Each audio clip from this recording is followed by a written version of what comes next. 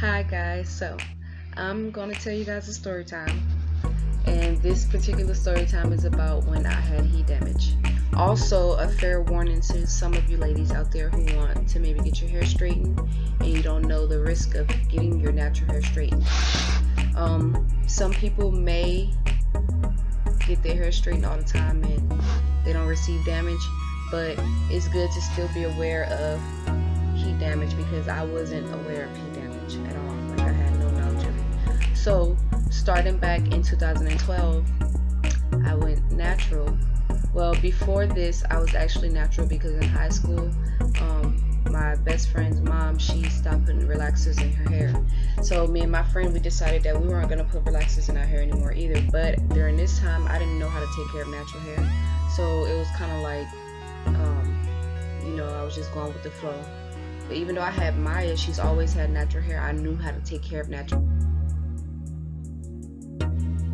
I just didn't see the vision the same for my hair, if that makes any sense, because I didn't know that my hair could be natural. Like, I didn't know. I've been getting relaxers for as long as I can remember, so I kind of thought, that was the norm. Even though sometimes, like, if I missed a relaxer, I can see waves in my hair at the roots, and I liked it. I used to like it, so I wasn't the type to rush to try to hurry up and get my next relaxer. Like, I didn't care. But I still didn't know that if I grew out all of those waves that was at my roots, that I would have, like, curls. 2012, I went natural. I found a lot of videos about natural hair. During this time, my hair was like, it was pretty healthy, but I had split ends. So some of the length of my hair was like, longer than, the rest, which means that it needed to be cut. So I went to my sister-in-law, had her cut my hair. I had like, a short bob because obviously she wasn't a professional, so she cut my hair off, guys. But I learned to love my hair at that point when I had the little bob. From there, I was working, and it was a busy part of my life, so I used to just like put my hair in a ponytail so I can go to work, and blah blah blah. One day I had my hair out, and I noticed, that my hair in the back all over was kind of different lengths, like a cat chewed. Like, that was my way of describing, like a cat chewed off some of my hair or whatever, or fighting my hair. And then the top part was long, so I was gonna go to get a haircut. How the haircuts was back then during that time. It was 2012. So it's kind of like when Megan Good would wear the short at the back and the piece at the front. Y'all know what I'm talking about. So I was deciding that I was going to do that. But then after doing a lot of research on these videos that I just so happened to come across, is because I found Whitney, which is Napster85. She has a channel, and I loved watching her videos about her hair. And into that point, natural hair just kind of clicked in my head, so I kind of just knew that was the theme. So I started researching more and more videos, learning. So I was just like, okay, I can do that. I can cut my hair off and grow natural hair. So I decided to do the big chop. I did. And guys, that was the best thing that ever happened to me. And I know, like, you might go through a phase where you're shocked if you're deciding to go natural and you want to cut your hair off.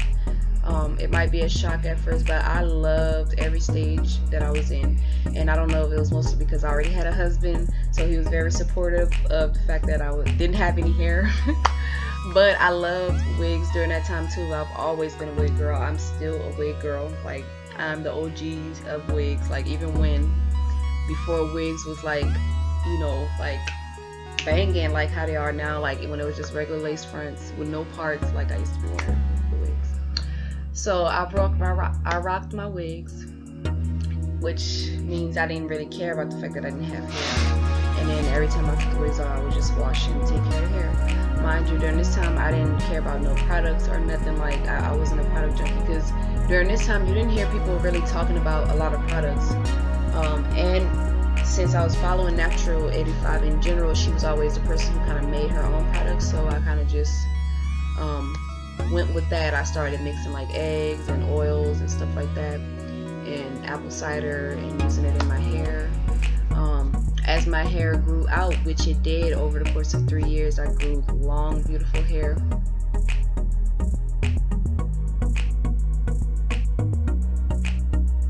I decided that I wanted to get this hair straightened. Of course, you know, guys, you know your hair is long and you don't get to see it a lot because you have curly hair. So I was just deciding, I'm gonna go to the shop and get my hair straightened, because plenty of times before this I've tried to straighten my hair and then I can go outside and poof, it was like back. It was still lay down, but it was, you know, a natural flow. It wasn't that how I be seeing them girls like, oh, I want it to be like that, y'all. I wanted my hair to be flying in the wind. And so I went to this shop and got my hair straightened. It was very beautiful. I loved it. I walked out of that shop, you know, beautiful. Like I didn't know who I was, y'all. I was just like, I was rocking it. I was killing it. So then, you know, I started to rinse my hair. This was after a month. It lasted like a whole month. I didn't put no more heat after it. I just used to wrap it and put oil in my scalp and on the ends of the hair every night before I wrapped it. So, you know, I was really keeping up with it. It was healthy. It was shiny. But I was over it. I want my curly hair back. I want my natural back. So I decided that, you know, okay, I'm gonna wash my hair.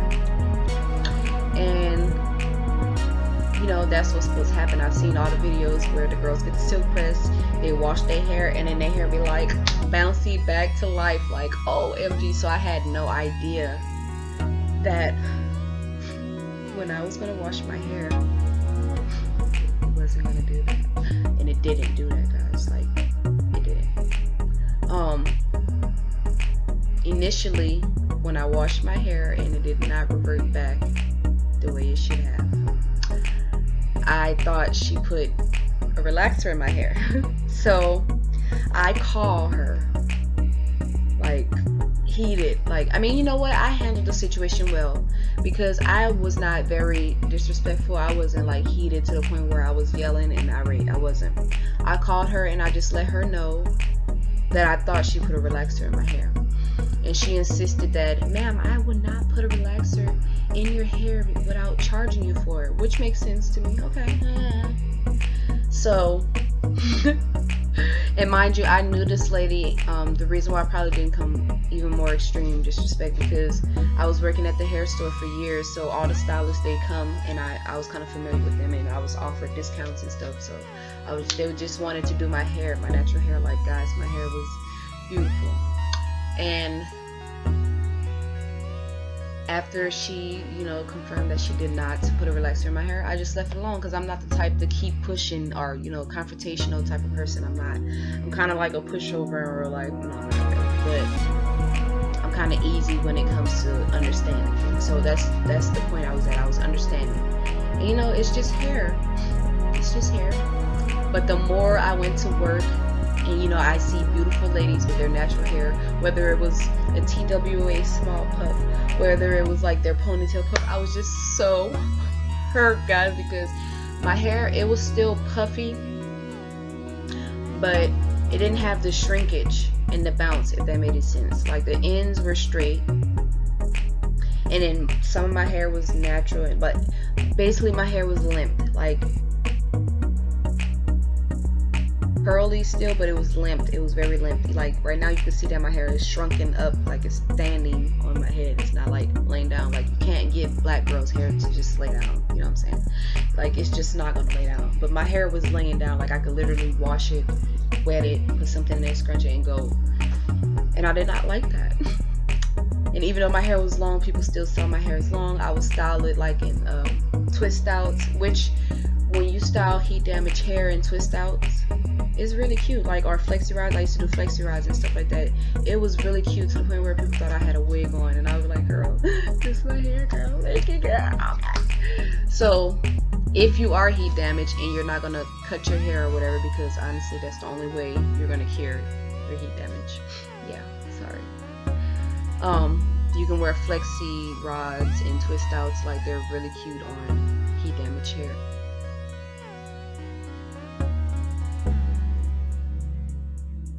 If you're not gonna cut it, then you could consider doing that. Me, at this point, I was so knowledgeable about natural hair. I was so, you know, natural hair, that I was just like, no, I can't do this. Because I tried to do a wash and go, and when I tell you guys, my hair would look terrible. Like in twist outs and everything else, it looked really cute, but a wash and go, it looked terrible. So I was just contemplating a long time, and I studied my hair down to a science, and I was like, okay, I'm gonna get my ends clipped. I'm just gonna get the ends clipped off because that was the straight pieces. And I studied it for a long time, and I could have did it myself, but then I didn't know if there was just some form of technique, because at this time, guys, I was so, like, I didn't know anything about messing up your natural hair. I just knew a healthy natural hair, you know. I was like, so I was just like, okay, I'm gonna take this to a professional. Mind you, guys, this is me going back to a shop to let someone else into my hair, but no biggie, because the shop that we normally go to, where Michi and Juju would get his hair cut, the guy there, he assured me that he knew how to cut natural hair. There was even a lady there at the moment while I'm talking to him about my heat damage, telling me, expressing to me how good he was, because her and her daughters, they all got their hair cut by him. So I'm like, okay, cool, I got this, we got this. So I didn't immediately go, because guys, I just didn't immediately go. I had to really think about this. Like, this is something I have to think about. Like, I'm a person, I need to think about it and make sure that I want to do this. So I slept on it. It, you know, it probably was a week or so, but I slept on it, okay? I finally go, and like I said, I studied my own hair, so I decided that 4 inches was going to come off the back, because, guys, the back part of my hair was like straight, like it was just straight. There is like no curl pattern. And then the rest of my hair, like I said, they had curl pattern up in there, but it was still straight ends. So my idea was to get 4 inches off the back and then 3 inches off the rest of the hair. Cool, sounds good, right? Bam. I go in and tell him exactly what I want. He tells me back. He even had a prop. He showed me with a comb about what 3 inches was. I studied what I think 3 inches may have been, because I was, you know, so I was like, cool, he know what he's talking about. So I'm sitting there. He started cutting my hair. The first snip, I immediately realized that he cut more than what I was expecting. But I didn't say anything, because like I said, guys, remember, I'm kind of a pushover. Story of my life. Okay. So after that first cut, I didn't say anything. I'm just like, okay, you know what he's doing. He kept cutting, because after he cut that part, you know, you can't just stop, like, you know, you gotta go with it. So he cut, and then as he kept going up, he kept combing. And you know what, guys, I washed my hair before I went in, because I was thinking that your hair should be curly, to go in and get it cut or whatever, so that he can see where he needs to cut. Yeah, I knew what I was doing. I knew. I washed it because I wanted to make sure he can see where he needs to cut my hair at.